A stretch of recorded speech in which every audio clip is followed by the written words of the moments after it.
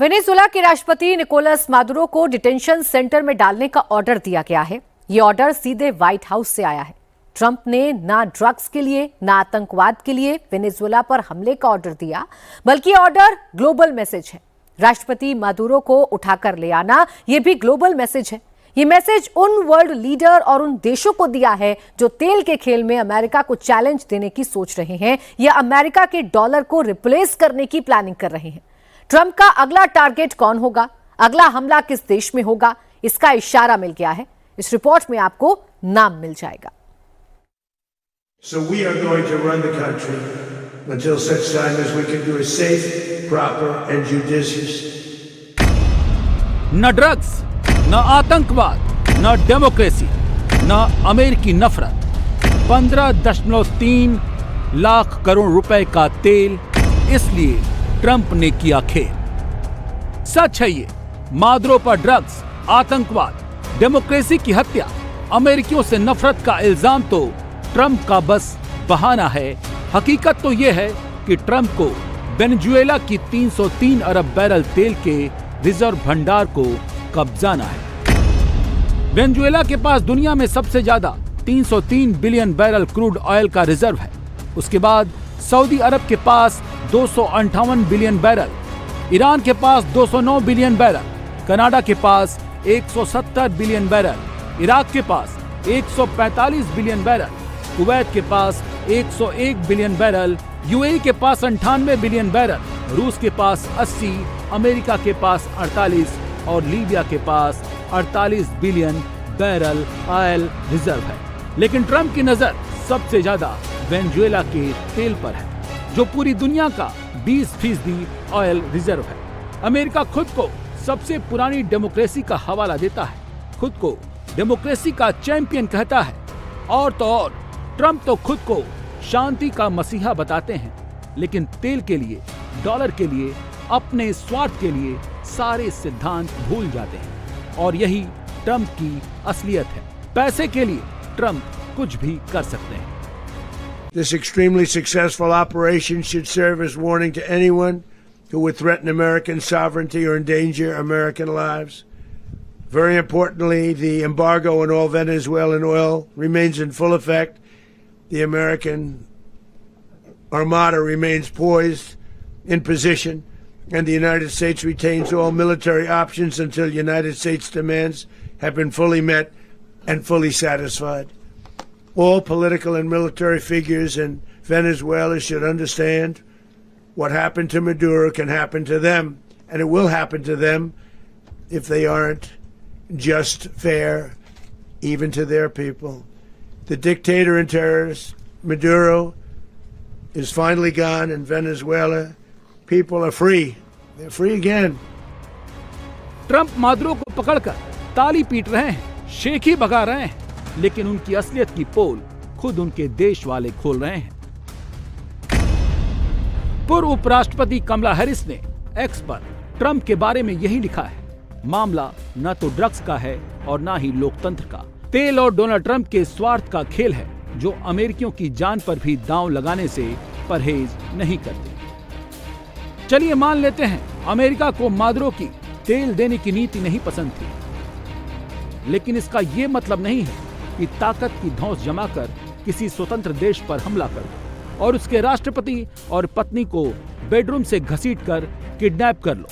आखिर ट्रंप को मादुरो से दिक्कत थी या फिर वेनेजुएला की तेल नीति से? सच्चाई तो यह है कि जहां जहां जिस जिस देश के पास तेल है या फिर प्राकृतिक संसाधन है, अमेरिका की लार टपकने लगती है। और अगर उस देश ने अमेरिका की नाफरमानी कर दी तो सारे सिद्धांत भूलकर उस पर कब्जाने के लिए वो छटपटाने लगता है। अमेरिका को वेनेजुएला तभी से खटकने लगा था जब से उसके पास दुनिया के तेल के सबसे बड़े भंडार का पता चला था। वेनेजुएला का अमेरिका से पुराना रिश्ता है। 1811 में वेनेजुएला को स्पेन से आजादी मिली। 1914 में वेनेजुएला में तेल की खोज हुई। अमेरिकी कंपनियां वेनेजुएला आई। वेनेजुएला के तेल का बड़ा हिस्सा अमेरिका जाने लगा। तेल को लेकर अमेरिका ने वेनेजुएला को अपने आईने में उतारना चाहा, लेकिन बात तब बिगड़ी जब अमेरिका ने तेल की कीमत डॉलर से तय करने की बात कही और वेनेजुएला ने इसमें आनाकानी कर दी। तभी से अमेरिका और वेनेजुएला के रिश्ते में खटास आने लगी। आज मादुरो को अमेरिका दादागिरी कर पकड़ कर लाया है तो उसके पीछे की असली वजह यही है, तेल और डॉलर की सुप्रीमेसी का खेल, जिसकी शुरुआत 1974 में हुई जब अमेरिकी राष्ट्रपति हेनरी किसिंजर ने सऊदी अरब के साथ एक समझौता किया। हेनरी किसिंजर और सऊदी अरब के बीच जो समझौता हुआ उसमें वैश्विक स्तर पर बेचे जाने वाले सभी तेल की कीमत अमेरिकी डॉलर में तय करने की बात कही गई। डॉलर में तेल की बिक्री के बदले अमेरिका डिफेंस में मदद देता, सुरक्षा करता। जैसे ही ये समझौता हुआ दुनिया भर में डॉलर की आर्टिफिशियल मांग बढ़ गई। जिस देश को भी तेल खरीदना था उसे डॉलर की जरूरत होती। लेकिन वेनेजुएला ने 1976 में अपने तेल उद्योग का राष्ट्रीयकरण कर दिया। वेनेजुएला के तेल की सरकारी कंपनी PDVSA के तहत लाया गया। 1990 के दशक तक अमेरिका का 15% तेल वेनेजुएला से आता था। वेनेजुएला में अमेरिका को सस्ता तेल देने को लेकर नाराजगी बढ़ रही थी। 1998 में ह्यूगो चावेज वेनेजुएला की सत्ता में आए। चावेज की नीतियां अमेरिका के खिलाफ थी। चावेज सत्ता में यही कहकर आए थे कि तेल वेनेजुएला का है और मुनाफा अमेरिका की कंपनियों को होता है। 2002 में चावेज के खिलाफ तख्ता पलट की कोशिश हुई, आरोप अमेरिका पर लगे। 2003 से 2008 में तेल की कीमतें बढ़ती चली गईं। साल 2007 तक चावेज ने बची हुई विदेशी तेल परियोजनाओं को भी नेशनलाइज्ड कर दिया था। इस नेशनलाइजेशन के बाद अमेरिकी तेल कंपनियां एक्सॉन मोबिल और कॉनको फिलिप्स को बाहर होना पड़ा। तेल की बढ़ी कीमतों का फायदा वेनेजुएला को हुआ। ह्यूगो चावेज जब आया 1998 में, उससे पहले सारी अमेरिकन कंपनियां वहां पे ऑयल का सारा ट्रेड जो है अमेरिकन कंपनीज के पास था। ह्यूगो चावेज आया, उसने कहा कि भाई ये जो ऑयल जो रिसोर्सेज हैं ये इस देश की जनता के हैं, तो भाई इसका फायदा तो देश की जनता को मिलना चाहिए। आप अमेरिका को कैसे मिल रहा है? तो उन्होंने ये नेशनलाइज कर दिया आकर के कि भाई ये जनता का है, जनता के लिए। अमेरिका ने क्या किया? सैंक्शंस लगा दिए। सैंक्शंस लगा दिए, इतने सैंक्शंस लगाए कि आप देखिए अमेरिका का ना ये एक बहुत अच्छी स्क्रिप्ट है। ये आप एक देश के ऊपर दुनिया भर के सैंक्शंस लगाइए, वहां की अर्थव्यवस्था अपने आप क्रम्बल होनी शुरू होगी। ठीक है, जब अर्थव्यवस्था कमजोर होगी तो वहां पे आप अपने ये जो नोबेल पीस प्राइज विनर्स हैं इनके जरिए आप बताइए और वहां की जनता को कि भाई देखिए आप तो बहुत ऑपरेस्ड है, आपकी तो आर्थिक स्थिति बहुत खराब है, आपके पास इतना तेल भी है, मिनरल्स भी है, सब कुछ है, लेकिन आप गरीबी में जी रहे हैं। तो एक आंदोलन खड़ा कीजिए उनके खिलाफ। जब जनता जो जिसका पेट खाली है, जो भूखा है, वो सड़क पर उतरता है। ठीक है, या जब रजीम चेंज होता है तो उसको सपोर्ट कर देता है कि भाई चलो जो भी आएंगे कम से कम सैंक्शन हटेंगे तो हमारी जो हमारा लिविंग स्टैंडर्ड है वो बेटर होगा, हमें कम से कम 2 वक्त की रोटी तो मिलेगी। तो इस तरह से पूरा माहौल बनाया जाता है। 2013 में चावेज की मौत के बाद निकोलस मादुरो सत्ता में आए। मादुरो चावेज के उत्तराधिकारी थे। मादुरो के सत्ता में आने के बाद तेल की कीमतें गिरनी शुरू हुई। मादुरो ने तेल पर अमेरिका विरोधी नीति को वैसे ही लागू रखा। तेल कंपनियों के नेशनलाइज करने के बाद वेनेजुएला की इकोनॉमी गिरने लगी है। नतीजा ये हुआ कि 2014 में $100 प्रति बैरल से $30 पर रेट आ गया। वेनेजुएला की अर्थव्यवस्था चरमरा गई, महंगाई बढ़ गई, लोग भूखों मरने लगे, दवाएं नहीं मिल रही थी। 70 लाख से ज्यादा लोगों ने वेनेजुएला छोड़ दिया था। अमेरिका ने मौके का फायदा उठाते हुए मादुरो को मानवाधिकार हनन का जिम्मेदार ठहराया। अमेरिका ने वेनेजुएला पर दबाव बनाने के लिए प्रतिबंध लगाने शुरू कर दिए। 2017 में ट्रंप ने और सख्ती कर दी, वेनेजुएला से तेल खरीदने पर बैन लगा दिया। लेकिन मादुरो से अमेरिका की बात तब ज्यादा बिगड़ गई जब मादुरो ने सीधे डॉलर को चैलेंज कर दिया। वेनेजुएला का सबसे ज्यादा तेल चीन ले रहा था। मादुरो ने चीन को तेल डॉलर के बजाय युआन में बेचना शुरू कर दिया। 2018 में वेनेजुएला ने घोषणा कर दी कि अब वो डॉलर से मुक्त होने जा रहे हैं। डॉलर को छोड़कर तेल के बदले युआन, यूरो, रूबल स्वीकार करना वेनेजुएला ने शुरू कर दिया। डॉलर के बजाय अपनी पेट्रो नाम की क्रिप्टो करेंसी को तेल की बिक्री के लिए इस्तेमाल करने की घोषणा कर दी। मादुरो ने डॉलर को पूरी तरह से नहीं छोड़ा था, लेकिन डॉलर के वैकल्पिक रास्ते पर खुलेआम काम करना शुरू कर दिया था।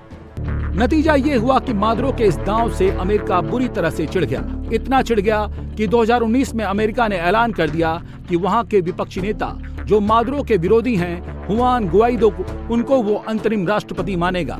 लेकिन इसके बाद बाइडेन की सरकार आई तो वेनेजुएला से तनाव कुछ कम हुआ। बातचीत शुरू हुई, जिसके बाद 2024 में वेनेजुएला में चुनाव हुए, जिसमें अमेरिका ने धांधली का आरोप लगाया, ड्रग्स की तस्करी और मादुरो को आतंकवादी तक करार दिया और फिर से ट्रंप ने कई तरह के वेनेजुएला पर बैन लगा दिए। मादुरो से लड़ाई के पीछे सारा खेल तेल और डॉलर के वर्चस्व को चैलेंज देना है और मादुरो के साथ जो आज हुआ उसकी वजह पूरी यही है। इतिहास गवाह है कि जो भी अमेरिका को डॉलर की सुप्रीमेसी पर चैलेंज करता है वो उसका सबसे बड़ा दुश्मन बन जाता है। साल 2000 में सद्दाम हुसैन ने भी यही ऐलान किया था, इराक डॉलर के बजाय यूरो में तेल बेचेगा। नतीजा ये हुआ कि 2003 में अमेरिका ने हमला कर दिया, सत्ता परिवर्तन हुआ, इराक के तेल की कीमत तुरंत वापस डॉलर में बदल गई, सद्दाम को पीट कर मार डाला गया। आरोप लगाया गया कि सद्दाम के पास सामूहिक विनाश के हथियार थे जो सद्दाम के पास से कभी नहीं मिले क्योंकि वे कभी अस्तित्व में ही नहीं थे। गद्दाफी के साथ भी वही हुआ जब 2009 में गद्दाफी ने तेल व्यापार के लिए स्वर्ण दिनार नाम की एक अफ्रीकी मुद्रा का प्रपोजल रखा। हिलेरी क्लिंटन के लीक हुए ईमेल से ये बात बाहर आई कि अमेरिकी हस्तक्षेप के पीछे की वजह डॉलर का विकल्प ही था। 2011 में नाटो ने लीबिया पर बमबारी की, गद्दाफी के साथ जुल्म की सारी हदें पार कर उसकी हत्या कर दी गई। जैसे सद्दाम हुसैन को बोला गया कि इनके पास वेपन्स ऑफ मास डिस्ट्रक्शन है और ये और वेपन्स ऑफ मास डिस्ट्रक्शन बना रहे हैं और उसका बहाना लेकर के घुस गए, उसको भी पकड़ करके उसको इंडाइट करके फांसी दे दी, मदुरो को भी दे देंगे। तो वहां पे भी वेपन्स ऑफ मास डिस्ट्रक्शन अब इसके पास नहीं था, दुनिया को पता था कि नहीं है और वो थ्योरी एक बार फेल हो चुकी है तो दोबारा नहीं कर सकते, तो इन्होंने फेंटेनॉल को वेपन्स ऑफ मास डिस्ट्रक्शन बना दिया। ठीक, तो ये अमेरिका की या दुनिया में जो भी इस तरह के देश हैं, जो शक्तिशाली देश हैं, दुनिया में कभी भी कोई भी law and order, rule based world order दुनिया में कभी नहीं रहा है, न कभी होगा। ये हमारे ब्यूरोक्रेट्स को बीमारी है कि वो इस तरह की बातें करते हैं, यूनाइटेड नेशंस के चार्टर की दुहाई देते हैं। ये कमजोरों के टूल्स हैं, कहते हैं ना समृद्ध को नहीं दोष गुसाई। जो ताकतवर होता है उसका कोई दोष नहीं होता, उसके लिए कोई नियम कानून नहीं होते। आप मुझे बताइए, इन्होंने यूक्रेन में रेजीम चेंज किया अमेरिका ने, उसके जवाब में रशिया ने वहां पे इन्वेजन की है। पहले आपने रेजीम चेंज किया, आपने एंटी रशिया वहां पे गवर्नमेंट बिठाई, तो रूस ने कहा कि भाई ठीक है, अगर आप हमारे पड़ोस में आकर के रेजीम चेंज करेंगे और आप इस तरह से काम करेंगे और आप उनको नेटो का मेंबर बना करके हमारे यहाँ पे अपने जो डिफेंस इक्विपमेंट ला करके प्लेस करेंगे हमारे बॉर्डर पे, तो हम ये बर्दाश्त नहीं करेंगे। और उन्होंने इन्वेड किया और यूक्रेन पे आधा यूक्रेन वो ऑलरेडी कब्जा कर चुके हैं। सच्चाई यह है कि जब इराक ने यूरो में तेल बेचना शुरू कर दिया तो यूरो स्ट्रांग हो गया था। समझना मुश्किल नहीं है कि सद्दाम और गद्दाफी के कुल तेल भंडार से 5 गुना अधिक तेल मादुरो के पास है और मादुरो डॉलर को चैलेंज कर चुके हैं। बात डॉलर के अस्तित्व पर खतरे की थी, ऐसे में अमेरिका मादुरो को कहां बख्शने वाला था और हुआ भी वही। घेर कर अमेरिका ने मादुरो को पत्नी समेत वेनेजुएला से ही उठा लिया। तेल और डॉलर के खेल में अमेरिका ने मादुरो को गिरफ्तार कर मैसेजिंग के लेवल पर बढ़त बना ली है। इसीलिए तेल के खेल को समझने वाले उसके विरोधी चीन, रूस, ईरान और नॉर्थ कोरिया जैसे देश ट्रंप पर भड़क गए हैं। इनमें सबसे ज्यादा परेशान चीन है क्योंकि चीन वेनेजुएला से सबसे ज्यादा तेल लेता है। इसी से समझ लीजिए कि यूएस बैन के बावजूद वेनेजुएला अभी रोजाना 9 लाख बैरल प्रतिदिन ऑयल एक्सपोर्ट कर रहा था। इस साल अब तक वेनेजुएला का 76% तेल चीन ने खरीदा है, अमेरिका ने 17% तेल खरीदा है। चीन वेनेजुएला से रोजाना 6 लाख बैरल प्रतिदिन से ज्यादा ऑयल इंपोर्ट कर रहा है। चीन अमेरिका के अलावा क्यूबा, स्पेन और इटली भी वेनेजुएला के तेल के खरीदार हैं। चीन दुनिया का नंबर 1 ऑयल इंपोर्टर कंट्री है। चीन अपने कुल ऑयल इंपोर्ट का सिर्फ 4% ही वेनेजुएला से खरीदता है। चीन की परेशानी की वजह यह है कि ट्रंप ने अब साफ साफ कह दिया है कि वेनेजुएला में अब जो भी होगा अमेरिका के मुताबिक होगा, सरकार भी उसकी होगी और तेल भी जैसा चाहेगा वैसा बेचेगा।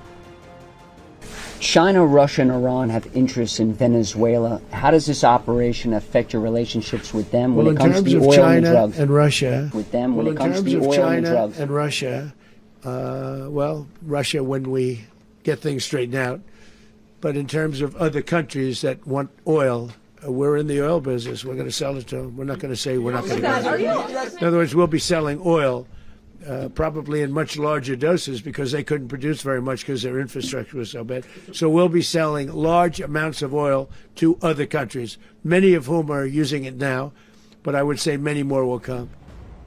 ट्रंप ने खुलकर अपनी सर्वसत्ता का ऐलान कर दिया है और ब्रिक्स जैसे देशों को भी मैसेज दे दिया है जो डॉलर के विकल्प तलाशने के बारे में सोच रहे हैं।